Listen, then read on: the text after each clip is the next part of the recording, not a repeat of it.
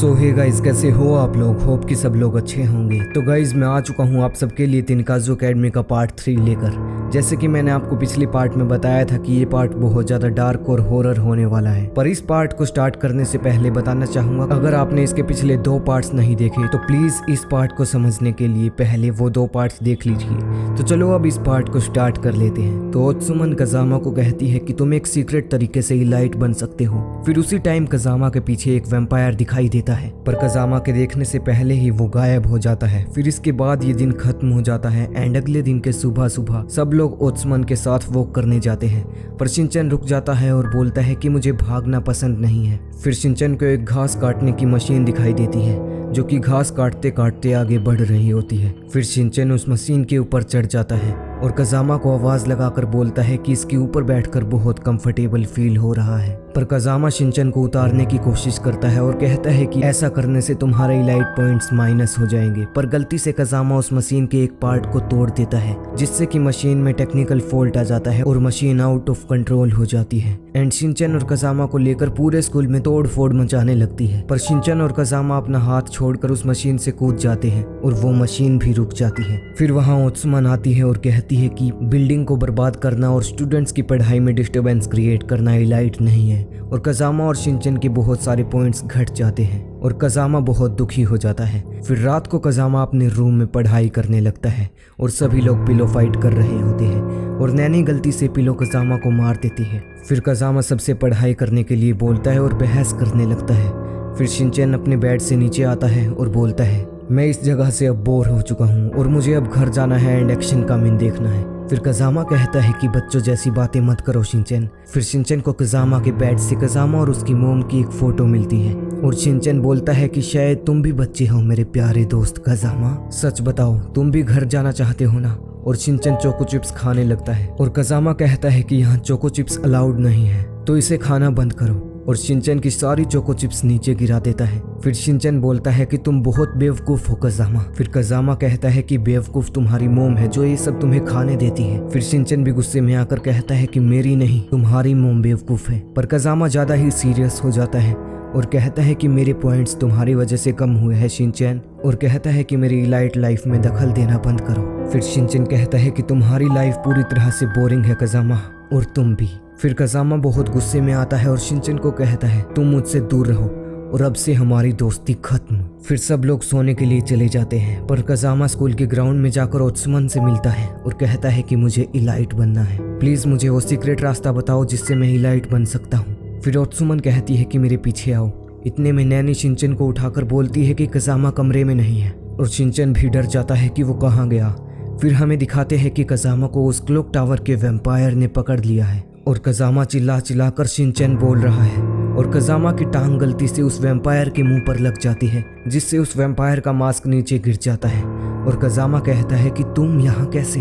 फिर next scene में दिखाया जाता है कि शिनचैन और बाकी सब कज़ामा के बारे में बात कर रहे होते हैं, पर अचानक से उस टूटे हुए क्लॉक टावर में से बेल की आवाज आने लगती है एंड शिनचैन और बाकी सब भागकर क्लॉक टावर के अंदर जाते हैं और कज़ामा को ढूंढने लगते हैं। और टॉप फ्लोर पर जाने के बाद शिनचैन को कज़ामा जमीन पर पड़ा हुआ मिलता है और उसके पीछे वैम्पायर ने काट रखा होता है। ये सब देखकर शिनचैन और बाकी सब काफी ज्यादा डर जाते हैं। फिर नेक्स्ट सीन में कज़ामा को बेड पर सुला रखा होता है और नैनी मसाओ रोने लगते हैं और बोलते हैं कि कज़ामा मर गया। पर अचानक से कज़ामा बेड से कूदता है और पागलों जैसी हरकत करने लग जाता है। फिर वो कहता है कि ये वो कज़ामा नहीं जिसे हम जानते हैं। फिर ये बात प्रिंसिपल को बताई जाती है और वो कहती है कि ये वैम्पायर वगैरह की बस फालतू कहानियां हैं। फिर चीजियो कहती है कि मैंने खुद उस वैम्पायर को देखा है और कहती है कि हमें पुलिस को कांटेक्ट करना होगा। और प्रिंसिपल कहते हैं कि बिल्कुल नहीं, ये तिनकाज़ू अकेडमी की इज्जत का सवाल है। और प्रिंसिपल कज़ामा को देखकर कहते हैं कि ये बहुत कमजोर था और इसने खुद को इलाइट बनने के लिए फोर्स किया और ये पागल हो गया। यही है पूरी कहानी। फिर चीजियो कहती है कि सर प्लीज आप इन बच्चों को मेरे साथ इस केस में इन्वेस्टिगेट करने दीजिए, क्योंकि ये बहुत ज़्यादा चालाक है। फिर प्रिंसिपल कहते हैं कि जो मन करे वो करो। फिर चीज़ियो सबको एक रूम में ले आती है और कहती है कि इस रूम में बैठकर हम सब इन्वेस्टिगेट करेंगे। फिर सब लोग कहते हैं कि हम कजामा का बदला जरूर लेंगे और उस क्लॉक टावर का मेन गेट ओपन करते हैं एंड उसके अंदर जाते हैं और कजामा जहाँ पर पड़ा हुआ मिला था उस जगह को मार्क कर देते हैं। फिर वो कहता है कि जब कजामा यहाँ पर पड़ा हुआ था तो उसकी पूरी बॉडी पानी से भीगी हुई थी। फिर शिनचैन को उस जगह के साइड में 33 लिखा हुआ दिखाई देता है और एक पेंसिल भी मिलती है, जिसे देखकर सब लोग सोच में पड़ जाते हैं कि आखिर ये क्या है। फिर चीज़ियो कजामा को बोलती है कि कजामा इसे देखो और बताओ कि ये क्या है। फिर कजामा उसको देखता है और सोच में पड़ जाता है और उसे कुछ वैम्पायर के पल याद आते हैं और वो डर कर नीचे भाग जाता है। फिर मसाओ कुछ सोचता है और खुश होकर कहता है कि मुझे पता है अपराधी कौन है। फिर मसाओ सबको किरीतारो के पास लेकर चला जाता है और कहता है कि ये 33 गैंग का लीडर है और ये हमेशा अपनी आइडेंटिटी को छुपाने के लिए मास्क भी पहनता है। बस अब हमें ये प्रूव करना होगा कि अपराधी यही है। फिर शिनचैन मसाओ को 33 गैंग के सामने धक्का दे देता है और शिनचैन कहता है कि मसाओ ये काम हम तुम पर सौंपते हैं और खुद वहां से चले जाते हैं। फिर वो लोग इन्वेस्टिगेट करने के लिए रोरो के पास जाते हैं।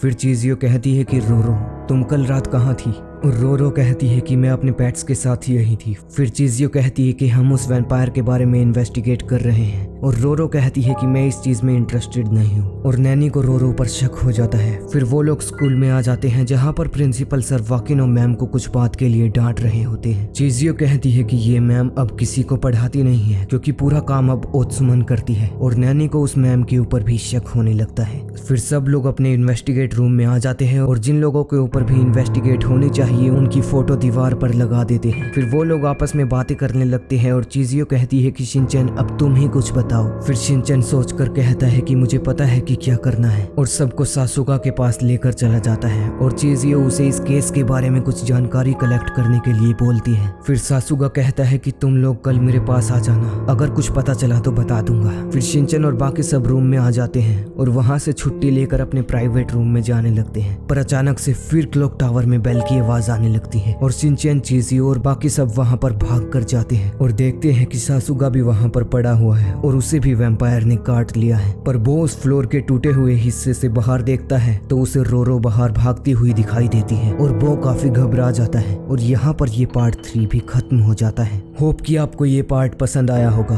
तो अगले पार्ट में हम जानेंगे कि क्या उस खौफनाक वैम्पायर के पीछे रोरो है या फिर कोई और। अगर अगला पार्ट चाहिए तो वीडियो को लाइक कर दो एंड चैनल को भी सब्सक्राइब कर दो ताकि अगला पार्ट मिस ना हो। फिलहाल मैं चलता हूँ और मिलता हूँ आप लोगों से किसी और वीडियो में किसी और दिन।